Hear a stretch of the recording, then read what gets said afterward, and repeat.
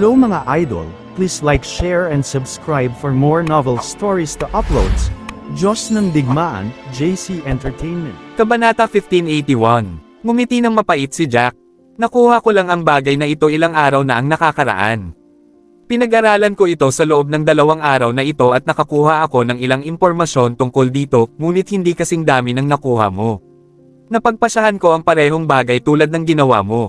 Hindi na nagulat si Harry at ang iba sa sagot ni Jack. Kung tutusin, ilang araw na nilang pinag-aralan ang bolang bato at lahat sila ay naranasan na, ngunit wala pa rin silang nakuha. Kakakuha lang ni Jack ng bolang bato, at isa lang ang bola niya. Kung walang dagdag na bola, natural na hindi siya naglakas loob na gawin ito sa takot na hindi sinasadyang masira ito.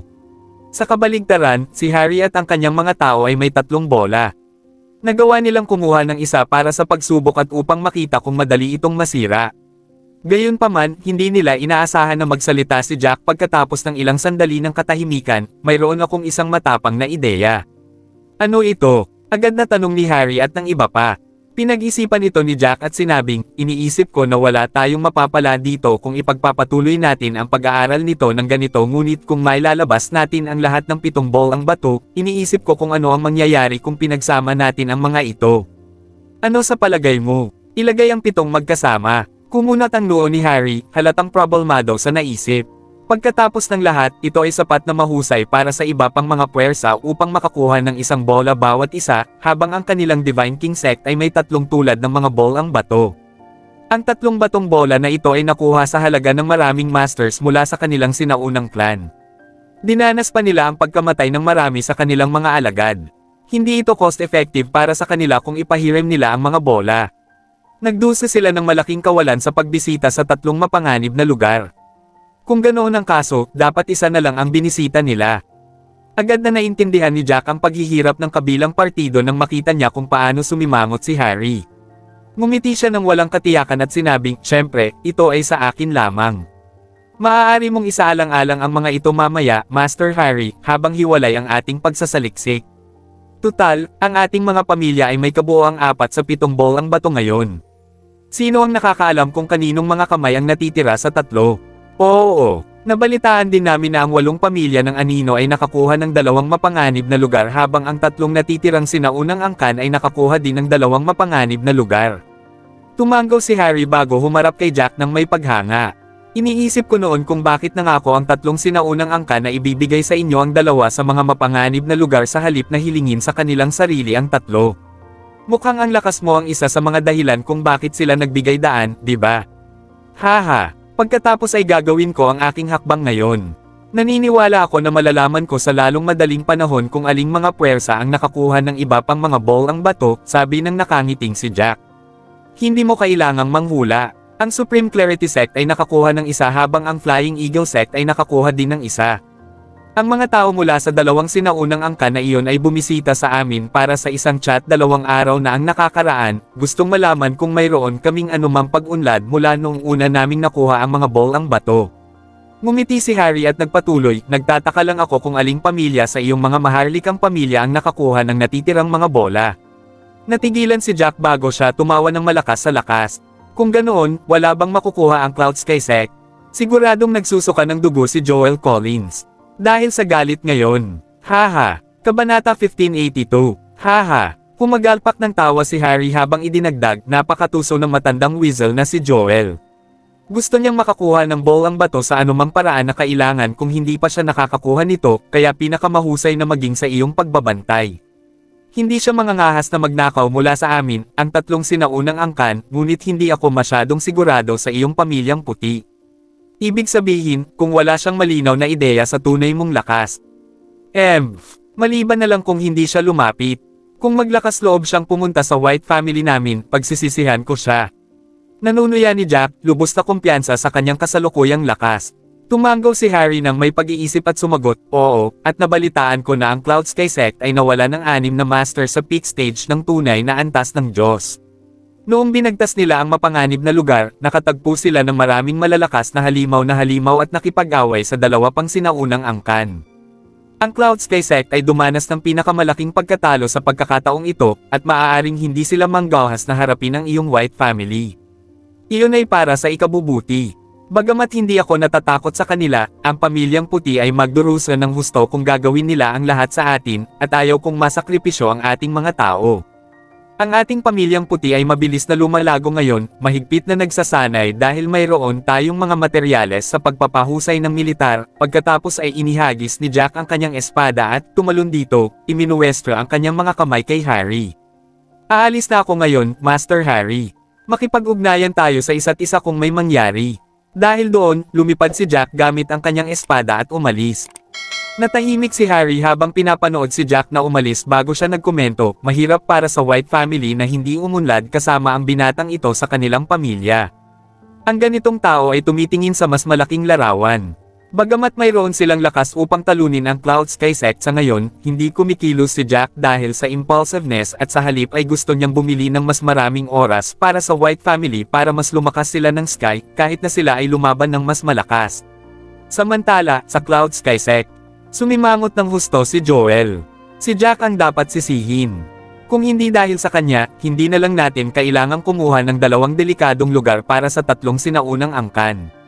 Kulang ang paikot-ikot, at masama na kailangan nating labanan ang mga mula sa ibang mga angkan, ngunit kailangan pa rin nating labanan ang mga malalakas na halimaw na hayop na iyon. Sumpa, hindi lamang tayo nawala ng ilang libu-libong mga tao, kundi pati na rin ang mga tunay na Diyos. Lalong nagalit si Joel habang iniisip niya ito, na buo ang sisi kay Jack. Kung ang binatang iyon ay walang ganoong kahangahangang kapangyarihan sa pakikipaglaban at pansamantala silang umatras, ang kanilang mga sinaunang angkan ay hindi makakaranas ng napakalaking pagkawala. Tama, dahil kay Jack ang lahat ng ito, at dapat nating sisihin ang lahat sa kanya. Kung hindi dahil sa kanya, hindi maghahirap ang pamilya natin ng Lagorio. Balita ko sinundan sila ng tatay ko sa tinatawag na Bright Snow Mountain at maraming namatay doon. Lalo na ang tatay ko, nasugatan ng husto at muntik mamatay doon. Ungol ni Lily, walang ibang gusto kundi punitin si Jack.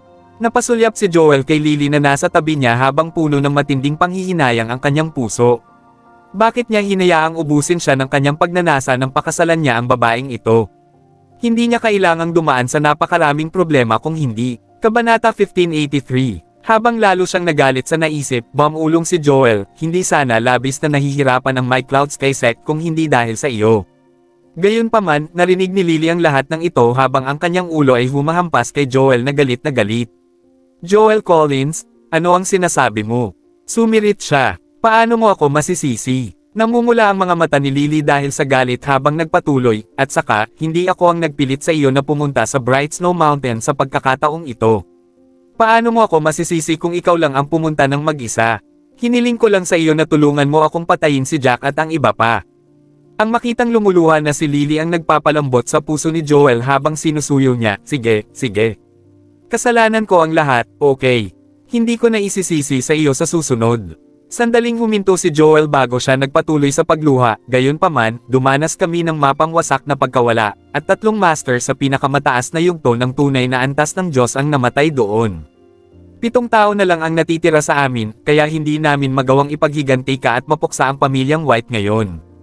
Maaari na lang namin itong isaalang-alang ng mahabang panahon. Unti-unting hamupa ang galit ni Lily sa sinabi nito, kaya lumakad ito palapit sa kanya at ipinulupot ang kanyang mga braso sa leeg nito, mapanlokong sinabi, mahal, hindi tayo nagmamadali, kaya nating dahan-dahan. Ang pinakamahalagang bagay ngayon ay makita kung nakuha ng pamilyang White ang bolang bato sa pagpasok sa mapanganib na lugar. Bukod doon, kailangan pa nating makita ang sitwasyon ng kanilang pagkatalo. Pagkakataon. Palihim na hinawakan ni Joel si Lily sa bewang nitong nanliligaw bago itong umiti. Huwag kang mag-alala, hindi ako tanga. Nagpadala na ako ng mga tao upang mag-inspeksyon at magtanong sa paligid, at naniniwala ako na magkakaroon tayo ng mga resulta sa lalong madaling panahon. Tiyak na kikilos ako kung may pagkakataon, ngunit kung walang pagkakataon, kailangan nating tiisin ito sa ngayon. Ang pamilyang White ay hindi nang ahas na atakihin tayo ngayon pagkatapos ng lahat. Mag-iisip tayo ng isang paraan para sa ating sarili upang maabot ang ating makakaya, sukdulang antas ng Diyos. Oo, honey, magsumikap ka. Naniniwala ako sa iyo, at tiyak na ikaw ang unang makakalusot sa pinakamataas na antas ng Diyos. Pampalakas loob na wika ni Lily habang nakapump ang kanyang mga kamao. Sa sandaling iyon, 2 alagad ng kanilang sinaunang angkan ang sumugod.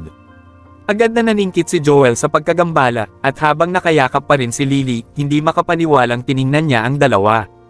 Bakit pareho kayong nagmamadaling pumasok? Pareho kayong masungit. Magsalita ka, anong nangyari? Ang dalawang iyon ay lumuhad sa isang tuhod at sinabing, Clan Master, natapos na namin ang investigasyon. Sa pagkakataong ito, ang mga taong pumunta sa Bright Snow Mountain ay pangunahing mga tao mula sa pamilyang Hunt at halos kalahati. Sumama sa kanila ang mga pamilya. Hindi nakuha ng Hunts ang ball ang bato, ngunit walang nakakaalam kung sino ang may hawak ng ball ang bato ngayon. Imposible. Walang nakakaalam kung sino ang nakakuha ng ball ang bato.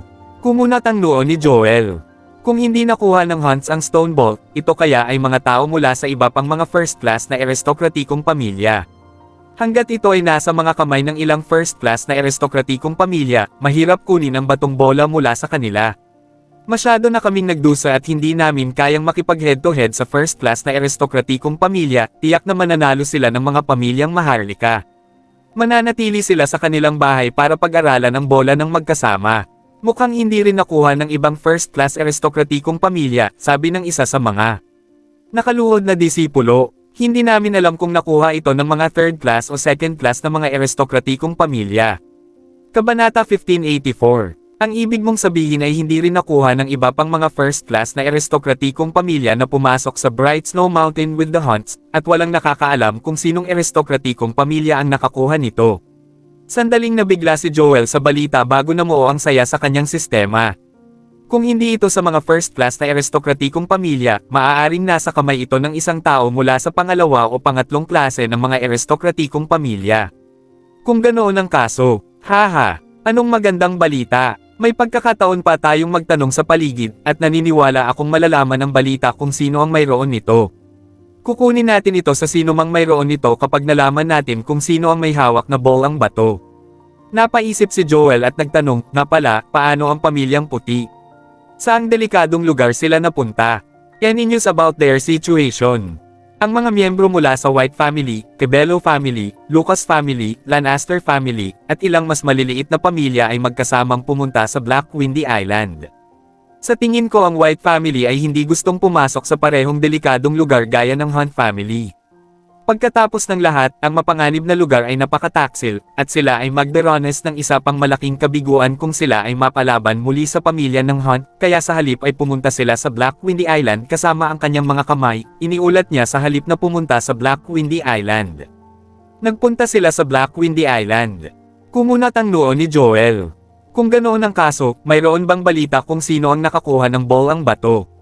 Wala pa kaming balita tungkol dito, ngunit tiyak na maririnig namin ito sa lalong madaling panahon. Bumisita kami ng halos 200 puwersa, sagot ng disipulo. Sige, pagkatapos ay maaari na kayong dalawa na kunin ang iyong reward at patuloy na magtanong sa paligid para sa mga balita. Hanggat ito ay balita tungkol sa ball ang bato, magtanong sa paligid tungkol dito. Malaki ang gagantimpalaan mo kapag may kapakipakinabang na balita. Ikinaway ni Joel ang kanyang kamay para paalisin sila. Hindi malinaw ang sitwasyon ng pamilyang puti, ngunit ang Hunts ay dumanas ng matinding kabiguan bukod sa hindi sila nakakuha ng ball ang bato. Siguradong nanlumo sila. Haha, nakakatuwa si Joel nang maalala niya kung paano nagpunta ang pamilya Hunt sa Bright Snow Mountain sa isang agresibong paraan ngunit nabigong makuha ang stone ball. Napakunot naman ang noo ni Lily, bagay ka talaga. Bakit ka natutuwa kapag walang natanggap na benepisyo ang Hunt family? Bakit tuwang-tuwa ka? Bale, kakampi natin ang Hunts. Mga kaalyado, natigilan si Joel. Kami, ang mga sinaunang angkan, ay palaging nakatataas.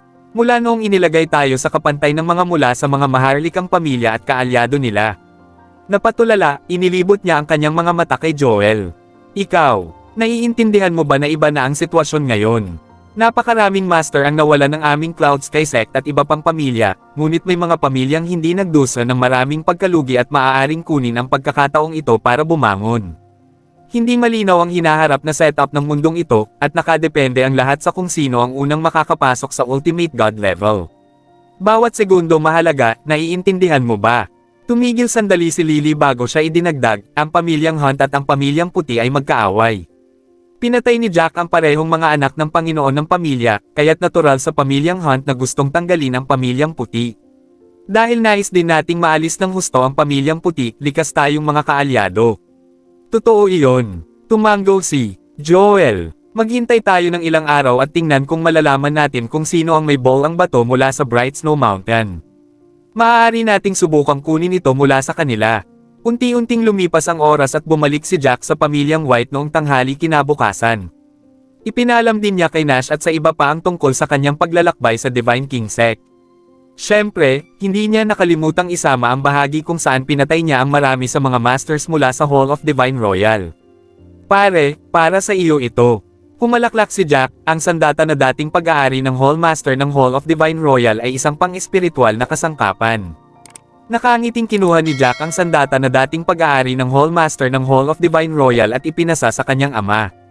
Talaga, binigyan mo lang ako ng pang-espiritual na tool na may mataas na grado ilang araw na ang nakakaraan. Hindi ko akalaing mapapalitan ko ito ng napakabilis na pang-espiritual na kasangkapan. Haha, kung tutuusin, ito ay isang bihirang bagay. Hawak ni Nash ang espada habang nagniningning na sinisiyasat ito mula sa lahat ng anggulo. Pagkatapos ay kinuha niya ang kanyang mas mataas na antas na espiritual na kasangkapan at ipinasa ito sa unang elder sa tabi niya. Unang elder, mukhang maibibigay ko lang sa iyo ang pang-espiritual na tool na ito sa pangibabaw na grado na ito ay magiging walang silbi para sa akin. Ang unang elder ay natigilan ng ilang sandali bago niya masayang kinuha ang espada. Para sa akin, mahusay. Tawa siya ng tawa. Hindi ko ito tatanggihan kung gayon. Ito ay magpapalaki ng aking lakas sa pakikipaglaban. Kabanata 1585. Biglang sumugod ang isang binata mula sa pamilyang White at nagulat, Guro, Young Master Jack, maraming tao ang nasa labas na gustong makipagkita sa iyo. Sino ang bibisita sa aming pamilyang puti sa oras na ito? Kumunat ang noo ni Nash bago niya tinanong ang binata na nagdala ng anunsyo, ilang tao lang ang dumating. Oo, at mayroon lamang 5 o 6 sa kanila, ngunit sila ay kumikilos ng napakahiwaga. Sagot ng lalaki na may awkward na ngiti. Kumunat ang noo ni Jack na agad na nagpatuloy sa pagtatanong, misteryoso. Anong ibig mong sabihin? Nagsusuot sila ng malalaking kapote na kawayan at lahat sila ay may mga sombrero na nakatikip sa kanilang sarili. Parang ayaw nilang makilala, paliwanag ng lalaki. Deliberating his thoughts, Nash then waved his hand. Pumunta ka at dalhin sila. Nang makaalis ang lalaking gumawa ng ulat, agad na sinabi ng unang elder, siguro isang tao mula sa ibang pamilya ang gustong magtanong tungkol sa bolang bato. Dapat ay narito sila para magtanong kung nakapag-aral ng kahit ano mula rito si Young Master Jack. Sa tingin ko ay hindi. Hindi nila kailangang takpan ang kanilang sarili kung iyon ang kaso, nakangiting sagot ni Jack. Ilang sandali pa, pinapasok na ang mga taong iyon. Hinubad nila ang kanilang malalaking kapote at sombrero na kawayan pagkatapos nilang makapasok sa pinto. Ang pamilyang Hemperly. Bahagyang kumunat ang noo ni Nash nang makilala ang mga miyembro ng pamilya Hemperly. Pagbati, Master Nash. Pagbati, Young Master Jack at ang mga elder ng White Family. Agad na pinangunahan ng Family Master ng pamilya Hemperly ang kanyang anak para batiin si Jack at ang iba pa ng magalang na may kumpas ng kamay. Haha, please, maupo ka. Serve them tea. Sinenyasan sila ni Nash na maupo bago nagtanong, nagtataka nga ako kung ano ang negosyo ni Master Hemperly para pumunta sa White Family namin ngayon. Ang Panginoon ng pamilyang Hemperly, si Darcy Hemperly, ay tumanggaw kay Nash. Sa totoo lang, Master White, narito kami para humingi ng pabor, at umaasa kami na ang pamilyang White ay handang tumulong sa amin. Siyempre, suklian namin ang iyong kabutihan ng masiglang damo kung papayag ka. Nandito ka para humingi ng pabor. Bahagyang natarante si Nash. Ang pamilyang Hemperly ay isang pangalawang klaseng aristokratikong pamilya at maganda ang pag-unlad nitong mga nakaraang taon. Ang batang master ng pamilyang Hemperly, si Paul Hemperly, ay maaaring ituring na isang bihirang master. Noon pa man ay napakababa ng profile ng mga Hemperly at hindi nakasakit ng anumang iba pang puwersa, kaya wala silang maraming kaaway. Walang nakakaalam kung bakit sila pumunta sa pamilyang puti para humingi ng tulong. Nanatiling tahimik si Darcy ng ilang segundo bago nagsalita tungkol sa sitwasyon. Sa totoo lang, pumunta kami sa Bright Snow Mountain para subukan ang aming swerte, ngunit walang sinuman sa amin ang umaasa na magiging napakaswerte ng anak ko at makuha ang stone ball sa huli. Sa ngayon, 2 tao lang sa pamilya ko ang nakakaalam tungkol dito dahil ipinaalam sa amin ni Paul ang tungkol dito kahapon. Kabanata 1586. Nagulat si Nash. Pagkatapos ay sinabi niya, nakatanggap kami ng balita ilang araw na ang nakararaan na hindi nakuha ng mga first class na aristokratikong pamilya na pumunta sa Bright Snow Mountain ang bolang bato at wala kaming ideya kung kanino mula sa kung aling pamilya ang nakakuha ng bola. Sino ang mag-aasam na isang tao mula sa iyong pamilyang Hemperly ang nakakuha nito? Nakasimangot si Nash habang natigilan. Pagkatapos ay nagpatuloy siya, gayunpaman, paano ka matutulungan ng aming pamilya? Nakakabaliw kayong pumunta rito na may kasamang 2 tao. Hindi ka ba natatakot na manakawin ka namin? Natawa si Darcy bago siya muling nagsalita. Sa totoo lang, Master White, naisip na namin ang posibilidad na ito. Matagal na kaming nag-usap ng anak ko, si Paul, bago kami magkasundo na ang pamilya mong puti ang pinakamaasahang pamilya ngayon. Ang dahilan kung bakit kami pumunta sa iyo at hindi sa ibang mga sinaunang angkan ay dahil hindi namin sila lubos na kilala. Paano kung agawin nila ang ating batong bola? Tumigil sandali si Darcy bago siya nagpatuloy sa pagsasalita, kung tungkol sa pamilya Hunt at iba pa, halatang hindi sila makakatulong. Bakit sila pumayag na tulungan kami kung wala silang anumang bato? Bola sa kanila. Ang pamilyang puti lang ang nagtataglay ng bolang bato at nasaksihan namin kung gaano kalakas si Young Master Jack noong isang araw. Nagkakaisa kaming sumang-ayon na ang pamilyang puti ang magiging pinakamaaasahan. Si Paul, na nakatayo sa tabi, ay idinagdag din. Bukod doon, si Master White ay palaging bukas at tapat. Dahil may dala kang bolang bato, naniniwala kami na si Master White ay hindi gagawa ng anumang bagay na kasuklam-suklam. Napatingin si Jack kay Paul. Kailangang banggitin na ang batang master na ito ng pamilyang Hemperly ay hindi lamang isang lalaking may kapansin-pansing hitsura ngunit mayroon ding maesla na pag-iisip. Hindi lamang niya pinuri si Nash sa kanyang mga salita, ngunit ipinapahiwatig din niya na sila ay maituturing na kasuklam-suklam kung inagaw nila ang bola mula sa pamilyang Hemperly. Kailangan nilang mag-isip ng 2 beses sa pagsasaalang-alang sa karangalan ng pamilyang puti. Pinag-isipan ito ni Jack at sumagot sa kabilang partido, Master Hemperly, iniisip ko kung anong klaseng pabor ang kailangan mo sa amin. Napakasimple nito. Babalik ako habang ang aking anak at ang aming mga matatanda ay nananatili dito upang pag-aralan ang bolang bato sa kapayapaan. Huwag mag-alala dahil ang iba pang mga miyembro ng aming pamilya ay walang ideya na ang bolang bato ay nasa aming mga kamay. Kaya, hanggat pareho kaming tahimik, ang iba ay hindi pupunta upang maghanap dito. Siyempre, ang pagpapahintulot sa amin na manatili dito ay magdudulot sa iyong pamilya na maharap sa isang tiyak na antas ng panganib. Kung tayo ay matukoy ng pamilyang Hunt o iba pang mga sinaunang angkan, inaasahan kong tulungan tayo ng pamilyang puti. Naniniwala ako na sa lakas ni Young Master Jack at kung gaano kalakas ang pamilyang puti ngayon, ang pamilya Hunt o Cloud Sky Sect ay hindi mangangahas na gumawa ng anumang gulo para sa inyo. Walang pakialam na ngumiti si Darcy at sinabi sa kanila ang tungkol sa kanyang intensyon.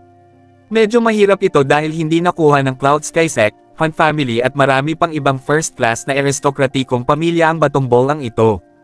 Ang pinakamadaling target ngayon ay ang nasa iyong mga kamay. May posibilidad na kahit ang ilang second class na aristokratikong pamilya ay nakatutok sa bolang bato na ito. Sa iyo, natatakot ako na ito ay talagang magdadala sa atin ng hindi gustong gulo.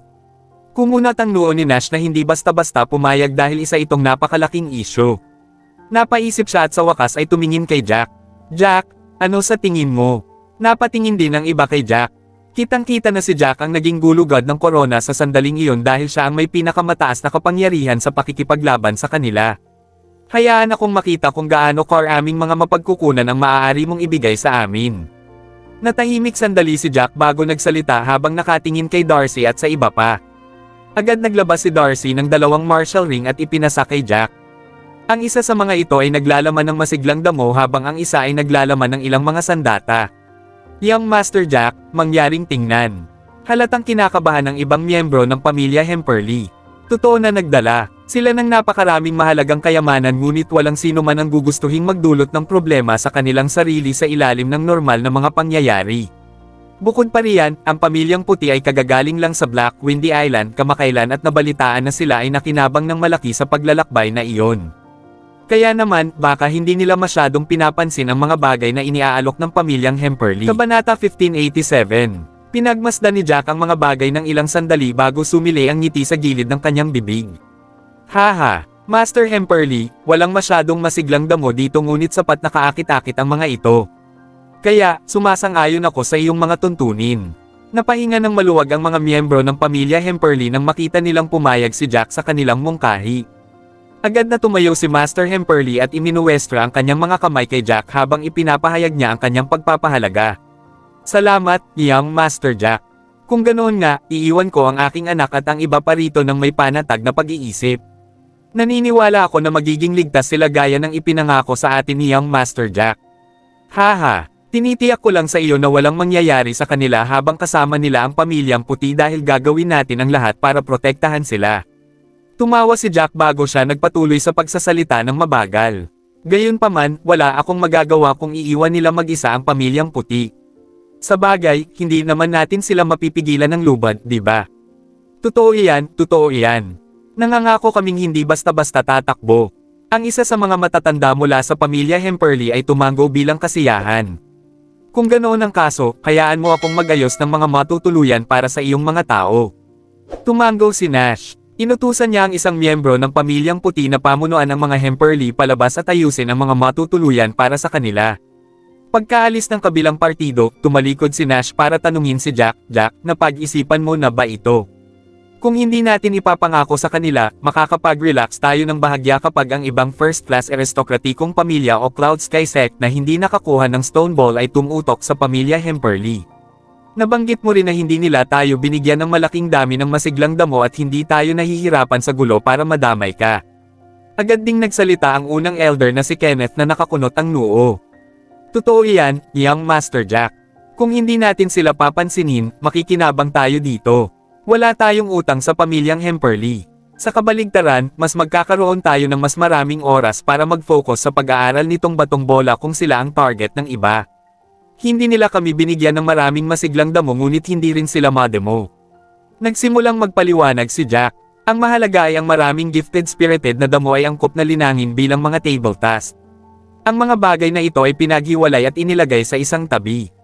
Alam nila na ako ay isang alchemist at espesyal nilang inayos ang mga reg along ito.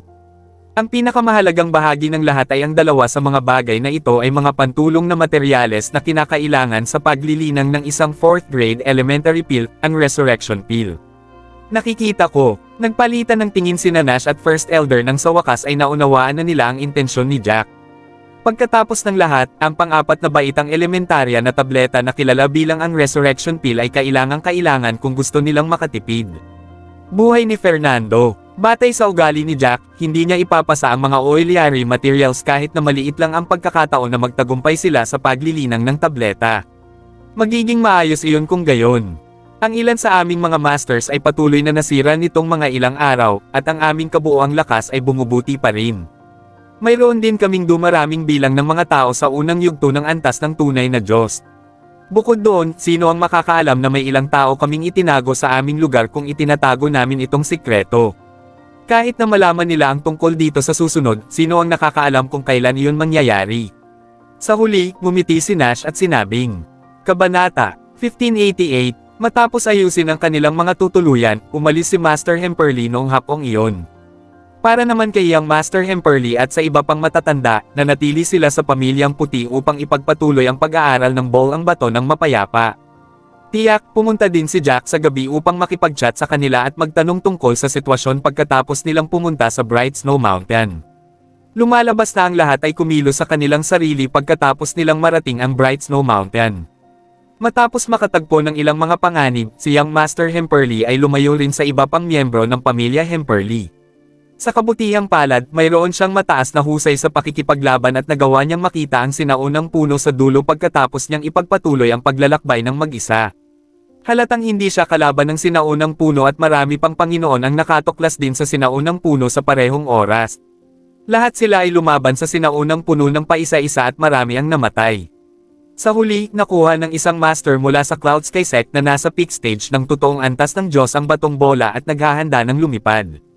Gayunpaman, ang taong iyon ay pinatay sa pamamagitan ng mga ugat ng sinaunang puno nang malapit na siyang makatakas, at iyon ay nakinabang kay Paul, na nagtago sa dilim. Wala pang masyadong tao noong mga oras na iyon at bukod sa kanya ay patay na ang iba. Kaya naman, walang ibang nakakaalam na nakuha niya ang Ball ang Bato maliban sa kanyang sarili.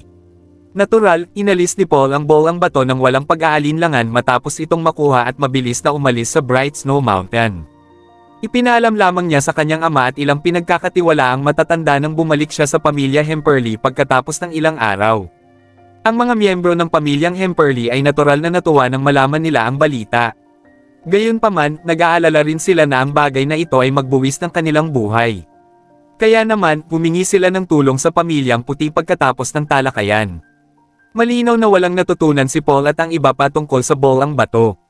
Gayunpaman, nang banggitin ni Jack na dapat nilang tipunin ang lahat ng 7 bolang bato upang pag-aralan ang mga ito ng sama-sama sa hinaharap, pumayag si Paul ng walang pag-aalinlangan. The next couple of days, inabot ni Jack ang bolang bato kay Nash at sa iba pa para ipagpatuloy nila ang pag-aaral nito. Para sa kanyang sarili, binisita niya ang Supreme Clarity Sect at Flying Eagle Sect para ipaalam sa kanila ang tungkol sa kanyang iniisip. Ang parehong mga sinaunang angkan ay medyo ayaw nang iminungkahi ni Jack na pagsamahin ang lahat ng 7 bolang bato upang pag-aralan ang mga ito. Gayunpaman, iginiit nilang pag-aralan ang mga bolang bato ng mag-isa at ang lahat ay maaaring pag-usapan sa ibang pagkakataon. Walang magawa si Jack na makabalik sa pamilyang White at makapagpahinga. Hindi man lang makapag-training si Jack dahil wala na siyang mga level na maaasenso. Nakatingin lang siya habang ang iba pang nakababatang masters ay patuloy na nag-improve. Pakiramdam ni Jack ay parang pinapahirapan siya habang lumilipas ang panahon. Pagkatapos ng lahat, ang Syro Pearl ay may limitadong oras.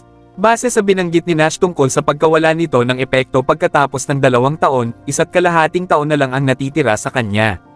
Nawala ng pag-asa si Jack dahil kailangan niyang kunin ang mga premium na item sa ikatlong baitang, pangkaraniwang prutas sa buhay at 1000-year Thrive Grass, bukod pa sa paglilinang ng pang-4 na baitang Elementary Pill, ang Resurrection Pill, sa loob ng 1.5 taon. Kahit na ang 3rd grade Premium Spirited Grass ay wala kahit saan, pabayaan ang 4th grade Pill. Bukod doon, kahit na nakapasok siya sa Ultimate God level, saan niya hahanapin ang mga item na ito? Gayunpaman, tumanggi si Jack na sumuko nang maisip niya si Fernando, na nanlamig at walang magawa sa kuweba. Ayaw niyang sumuko hanggat may kaunting pag-asa. Mahal, ito ay mahusay. Sa wakas ay nakapasok na ako sa paunang yugto ng antas ng demigod. Lumipas ang 1 araw, tumakbo papasok si Selena at nagtatalon sa tuwa habang hawak ang mga kamay ni Jack. Talaga, magiging mahusay iyon. Bago ko ito napagtanto, nakalusot ka na at naging master sa unang yugto ng antas ng demigod. Para sa aking sarili, hindi ako maaaring magpatuloy sa pagsasanay at maaari lamang mag-obserba habang nagsasanay ang lahat. Napangiti si Jack habang nakaramdam ng saya para kay Selena. Pagkatapos ng lahat, ang pagbagsak sa antas ng demigod ay nangangahulugan na ang tao ay isang tunay na master. Ang kakayahang lumipad kapag naabot ng isang tao ang antas ng demigod ay hindi isang bagay na maaaring makamit ng isang normal na tao. Chapter 1589. Nga pala, nasaan si Ben? Nakita ko siyang nag-training kamakailan at mukhang nagsusumikap siya. Humingi pa siya ng 2 pill sa akin 2 days ago. Hindi nagtagal ay naisip ni Jack si Ben at nagtanong. Hindi naman siya masama dahil isa na siyang Grandmaster sa ika-7 baitang. Lalo siyang nagsikap nang makita niyang nakalusot na ako sa unang yugto ng demigod level. Sinabi pa niya na hahabulin ka niya dahil hindi ka makakapagsanay ngayon at naghihintay sa amin. Ngumiti si Selena at sumulyap kay Jack ng malandi bago ito nagpatuloy sa pagsasalita. Honey, hindi ko pinangarap na makapasok sa unang yugto ng demigod level. Bukod sa aking mga talento, kailangan kong pasalamatan ka sa patuloy na paglilinang ng mga table tasks para mabilis akong makalusot. Ang lahat ng ito ay dahil sa iyong pagsusumikap. Kahit na mayroon kang mahusay na mga talento at mapagkukunan, ang iyong husay sa pakikipaglaban ay hindi mag-isa na magwawakas kung hindi ka magsasanay ng husto. Nakangiting sabi ni Jack. Sa sandaling ito, isang matandang lalaki ang nagmamadaling lumabas mula sa kalapit na mga bahay at lumipad sa ibabaw sa pananabik. Magaling ito. Nagawa ko na. Nagawa ko na rin sa wakas. Jack, nagtagumpay ako. Ang matandang ito ay walang iba kundi ang unang elder ng pamilya Cabello na si Kevin Cabello. May naalala si Jack ilang araw ang nakalipas at nagpadala siya ng isang tao para imbitahan siya. Pagkatapos ng lahat, nangako si Jack kay Kevin na tuturuan niya ito kung paano linangin ang 2nd grade intermediate pill kung hiniram sa kanya ni Kevin ang ancient tome. Mahilig talaga ang matanda sa paglilinang ng mga table tasks. Sinubukan niyang magtanim sa nakalipas na 2 araw ngunit nabigo at orihinal na naisip ni Jack na tatagal pa ng ilang araw si Kevin bago niya maiintindihan kung paano matagumpay na linangin ang 2nd grade intermediate pill. Hindi inaasahan ni Jack na magtatagumpay siya ng ganoon kabilis. Congratulations, First Elder Cabello. Isa ka na ring 2nd grade intermediate alchemist ngayon. Masayang bati ni Jack kay Kevin with a polite gesture with his hands. Haha, salamat sa iyo dahil isa kang mahusay na guro. Kung hindi ako nagtagumpay ng ganoon kabilis. Masayang ngumiti si Kevin na may nakitang nasisiyahang mukha. Ito ay mahusay. Pagkatapos magtagumpay sa paglilinang ng isang partikular na second-grade intermediate pill, magiging mas madali kapag natututo kung paano linangin ang iba pang second-grade intermediate na pill. Pagkatapos ng lahat, ang antas ng kahirapan ay halos pareho at magkakaroon ng ilang pagkakatulad. Sigurado yan, nakangiting sabi ni Jack. Nga pala, Young Master Jack, matagal na kayong nag-aaral ng Stoneball, may natutunan ba kayo rito? Maya-maya may naisip si Kevin at tinanong si Jack. Wala pa tayong natutunan mula sa bagay na iyon. Kung sino man ang may kakayahang matuto mula rito, iyon ay ang mga tao mula sa Pavilion of Kings and Gods. Tutal, mayroon silang 3 sa mga bolang bato na iyon. Napangiti ng mapait si Jack dahil pakiramdam niya ay wala rin siyang magawa sa sitwasyon. Sa sandaling ito, isang malaking grupo ng mga tao ang nakitang lumilipad mula sa kabilang panig. Sino ang mga taong iyon? Tumingin si Jackie sa unahan at agad na nagdilim ang ekspresyon ng mukha niya. Sa hindi inaasahan, ang pamilyang Hunt ang nagtipon ng ilang pamilya na malapit sa kanila at nagsama-sama. Kabanata 1590. Pinangunahan ng mga miyembro ng pamilyang Hunt ang mga mula sa pamilyang Lagorio, ang pamilya Trevino, at maging ang mga mula sa pamilyang Norman hanggang sa tirahan ng pamilyang White. Jack, ano ang dapat nating gawin? Napakarami nila. Nakakabahala ito dahil narito sila para manggulo. Nagdilim ang mukha ni Kevin pagkatapos niyang tingnan ang sitwasyon sa harapan niya. Bagamat hindi lahat ng miyembro ng kabilang partido ay naruroon, ang mga dumating ay mga Panginoon. Mayroong humigit kumulang 100,000 tao mula sa 4 na pamilyang iyon na pinagsama. Hindi na kailangang matakot, marami sa kanila ngunit hindi marami ang nasa pinakamataas na yugto ng tunay na antas ng Diyos. Kamakailan lamang, marami sa mga miyembro ng aming pamilyang White ang nakapasok sa tunay na antas ng Diyos. Sa itaas, iyan, ang ilan sa aking 9 na mga disipulo ay nakamit ang intermediate stage ng tunay na antas ng Diyos at ang kanilang lakas sa pakikipaglaban ay hindi maihahambing. Si Jack, gayunpaman, ay ngumiti ng walang pakialam. Napakawalandiya nila. Hindi ba ang mga aristokratikong pamilya ay pinagbabawalan na kumilos laban sa isa't isa ng walang wastong dahilan? Sisirain ba nila ang pagkakaunawaan? Naikuyom ni Kevin ang kanyang kamao. F***, sa kasamaang palad, hindi namin makontak ang pamilya Cabello at pamilya Tudor. Walang paraan na ang isang mapagkukunan ng tubig sa malayo ay kayang pawiin ang aming uhaw. Haha, huwag kang mag-alala. Alam ko na ang 4 na pamilyang ito ay dumanas ng malaking pagkalugi nang pumunta sila sa Bright Snow Mountain dati. Akala nila ay maaaring salakayin ng kombinasyon ng ilang pamilya ang pamilya nating puti. Sila ay walang muwang. Isa pa, maraming mga master mula sa pamilyang Hemperley ang nandito kaya medyo marami tayong master. Nakangiti pa rin si Jack at walang pakialam. Whoosh! Whoosh! Whoosh! Hindi nagtagal, natuklasan din ng iba pang miyembro ng pamilyang White ang sitwasyon. Pagkatapos magpaalam sa isa't isa, lahat sila ay lumipad at nagsama-sama. Tapos na, isang malaking grupo ng mga tao ang papunta, ano ang dapat nating gawin? Sa loob ng isang courtyard house, agad na tinanong ng isang elder mula sa pamilya Hemperley ang iba. Medyo marami sila. Alam kong darating ang Hunt na pamilya para hanapin tayo pero hindi ko inaasahan na darating sila ng ganoon kabilis. Madilim din ang ekspresyon ng mukha ni Paul. Pagkatapos ay nagpatuloy siya, huwag muna tayong lumabas. Kung lalabas tayo ngayon, katumbas ito ng tahimik na pag-amin. Hintayin natin kung para saan ang kabilang partido. Kung narito ang kabilang partido para sa atin o gustong kumilos laban sa pamilyang puti, kailangan nating lumabas at tulungan ang pamilyang puti. Napakunot ang noo ng unang elder ng pamilyang Hemperley at nahihiyang sinabi pagkatapos marinig iyon. Young Master, paano kung wala sila dito para sa atin, pero dahil sa sama ng loob nila sa White family? Tutal, alam naman ng Hunt family na si Jack ng White family ang pumatay sa 2 anak nila. At sa nakaraang kompetisyon sa pagitan ng maharlikang pamilya, ang pangunahing dahilan kung bakit ang pamilya Lagorio, ang Trevino family, at ang iba pang mga pamilya ay dumanas ng malaking pagkalugi ay dahil kay Jack. Kaya naman, malaki ang posibilidad na wala sila para sa atin.